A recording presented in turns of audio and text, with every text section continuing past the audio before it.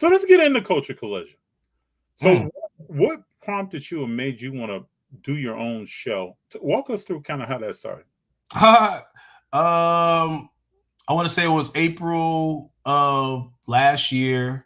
My wife told me I had to open up a card shop or do a show. Basically, very simple. She said, you got to do a show. And I'm like, she said, first thing I want you to do is give me a date and name it. And I said, and all I kept thinking was Culture Collision, Culture Collision. I was like, this, I feel like this, I need to do this. And then I just set a date. And it just so happened it was the same weekend as Dallas. But Yeah, I remember that. I'm saying, but hey, but it's cool though. I felt like that was a gift and a curse. We held our own, and I'm happy about that. So, but yeah, like that's how Culture Collision basically was born. I mean, it was an idea. I felt like there was an opportunity because I felt like I wanted to bring a good, solid show to Atlanta. I feel like Atlanta is a great market. People don't realize how big the market of Atlanta is. Like we're number 2 for the sneaker world. Oh, We're really? number 2. Only people that beat Atlanta is New York. LA is 3rd. Atlanta is 2nd. Where's Chicago on that list? Where's Chicago at? I don't remember where they were on that list, but it wasn't like I was really shocked by the fact that Atlanta was actually such a big market for sneakers. But I understand it because I was actually doing this is kind of backstory for me too. Before I got into like as I made that step to go to cards, I was doing sneakers too. I would go to the store, but I would only go to the store and buy a pair of sneakers. If I had an extra pair, I just buy the extra pairs they had left over. And I make a little bit of money, and I'm happy with that. Appreciate you guys saying the best show in the country. We coming for the number 1 spot. That's all I'm gonna say. And basically, I'm just thinking to myself, like, I just want to make a change in the industry. I just want to give back to the community. I had all these different emotions and things that I really wanted to do. I mean, also the other aspect of it, FD, is I'm gonna say this. I've never really said this, but being a black person in this card space is difficult at times, and people don't understand that. When I first got into this card industry, people would look at me crazy, when I say I wanted certain cards, as if I couldn't afford it, this, that, and the other, and that kind of bothered me in the beginning. And I kept saying to myself, like, man, I'm gonna get better. I'm gonna keep pushing myself. I'm gonna keep doing this. I'm gonna keep doing that.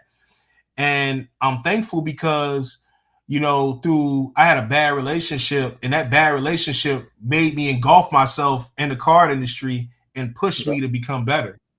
And, and like I focused on my mental health and everything to get to the next level and to be able to go through the things that I had to go through to get to this is a big blessing, man. So I just want to say that, to the African Americans that are out there, don't be discouraged, keep going.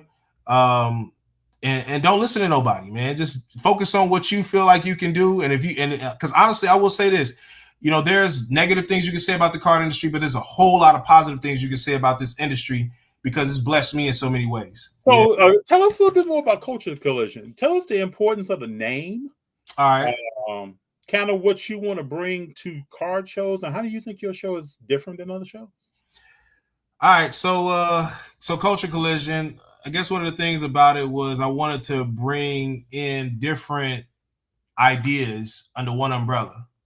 Of course, people knew me for sports cards, so it was going to be a sports card driven show.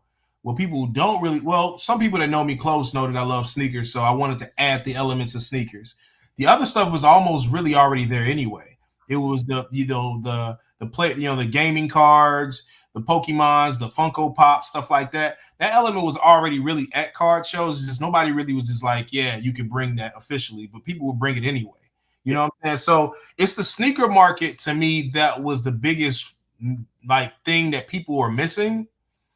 And that was really my element that I really wanted to add and focus on. And then you'll see me focus more on pop culture this next show. I'm going to focus a lot more on pop culture because I think it's important for us to get new collectors. New collectors, in order to attract new collectors, we have to change some of the things that have been going on in the hobby. You can't continue to have a regular old card shop. That's done. You got it like, what's the name? Card Vault. They just won Card Shop of the Year. Their freaking card shop looks like a vault. Yeah. You know what I'm saying? It's something that you go in there, it's like, makes you feel like you in an important space or they got a bunch of cards that might be in reference to history. So going back into Culture Collision, the name was really that. We're colliding it, putting it all in one element and putting it together. And I think when I first came out, I used to post not your typical card show. I used to tell people, if you feel like you want to come to a regular card show, you may not want to come here. If you want to see something different and you want some new energy and you want to see new collectors, people that you don't see all the time, come to Culture Collision. We have, any collectors from A to Z. And I think that the elements of one of the reason why the elements of sneakers is important, because the demographic for sneakers is a lot younger than the card industry. So by adding sneakers, my idea was bringing in sneakers hard, and we bring in an element of now we got tenure, a lot more kids at the show versus it being a bunch of guys 30 to 40 years old. But I think even now you're starting to see kids now. It's like, I think the average age of the card show now is probably anywhere from 15 to 20 years old, which is still a good situation for us because it's not 30 to 40 years old. It's 15-year-olds who are getting $100,000 cards nowadays. You know what I mean? Which is kind of cool to see. It's exciting, right? Sure. So I think that as long as we focus on the youth, the future, and trying to appeal to those people and new people, I think we're headed in the right direction, and that's where Culture Collision wants to be at. I'm basically about to announce the first ever Card Star weekend. It's about to be a whole nother type of show.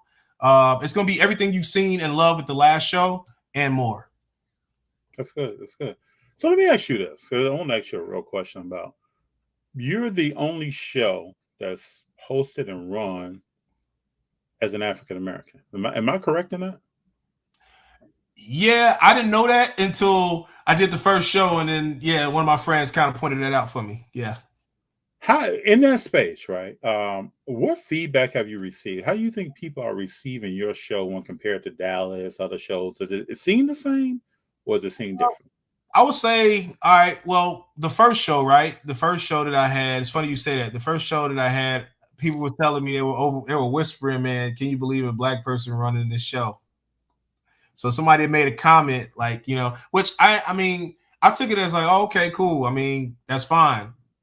I just wanted to do the best show I could do, and I didn't care what it looked like. So I think that, it was kind of a dope compliment to hear, but at the same time, I mean, it could be rubbed the wrong way to the right person. But for me, I didn't look at it like that way. So, but to answer your question, in the beginning, like I said, I went against how people felt. People felt like I shouldn't have added sneakers. People felt like, actually, I remember somebody sent me a comment in my Instagram, was kind of like, I feel like if you add sneakers, you're probably inviting the wrong people to the culture. And I'm like, well, guess what? The wrong people are probably already in the culture. So what does that mean? You know what I mean? Like, I think people are looking at it the wrong way. You got to take the good with the bad. I mean, if we expect it to expand and become more of the majority than the minority, then I think at the end of the day, like you got to be able to accept it. But I think if you educate people, which is what we've been trying to focus on, and I think that's why we have these conversations, right? That's right. What we're doing right now is an education. People that are paying attention, like you get a chance to hear raw, uncut information. So that's why you got to take the time to study, pay attention to what's going on, and don't walk down the wrong alley, with your cards, and just be smart about what you're doing. So, I mean, in the beginning, like after the first show, they were already comparing me to Dallas, so I was already happy. Dallas had already been doing shows for 2 years at that point. I was pretty excited. Now I'm starting to hear people talk about the fact that, we can compete with nationals. I'm pretty happy. I mean, that's an exciting terminology, right? But I feel like Culture Collision can coincide with the nationals. I think what we're seeing is the fact that I think that the hobby can sustain based upon having solid big shows consistently, long as they're not being, I feel like people do a disservice by running them at the same time. But I think that if you have, if you space it out and time it out, I think it can work, and it can work out for the hobby. That's basically my 2 cents with that. Understood. Tell everybody when's the next Culture Collision show. All right, so the next Culture Collision is January 27th through the 29th. Hosted again, I believe eBay is going to be one of our main sponsors, should be our main sponsor as far as I know. We are adding the element of OTE with that partnership. OTE is going to definitely be a lot more heavily involved, which if anybody knows about them, they're Overtime Elite. they cater towards the advanced basketball players. Also have the product, the Topps product is out. So yeah, I think you posted something the other day on your page about it, right? yeah, I just posted today. Actually, opened up a box of old Topps OTE because I actually just bought this weekend the superfractor of Amen Thompson. He's supposed to be a top 5 draft pick. Him and his twin brother supposed to be top 5 draft picks. Those guys they can ball. The cards look good. Oh yeah, definitely. I mean, think about the nostalgic of Topps Chrome, right? We haven't seen a superfractor basketball card in decades. So now we get a chance to see it with some up-and-comer players. I think it's really exciting. So I'm happy about it. Have you ever thought about taking Culture Collision to other cities? Yes. Initially, that was the initial goal was to be in 4 different states. It was going to be New York, Chicago, Atlanta, and LA. That was the initial game plan for Culture Collision. Not saying that it's going to be wiped out either, just so you know. I plan on doing 2 to 3 Culture Collisions next year if that helps. All right, very cool. We actually consider Austin, Texas. Austin, Texas is like a college town. They do the South by Southwest there. So we literally did consider doing a Culture Collision there. I'm not going to wait. I'm not going to put that out. We really haven't figured out where we're going to put the next show at, but we got to have some conversations first, and we'll make some decisions soon. Okay.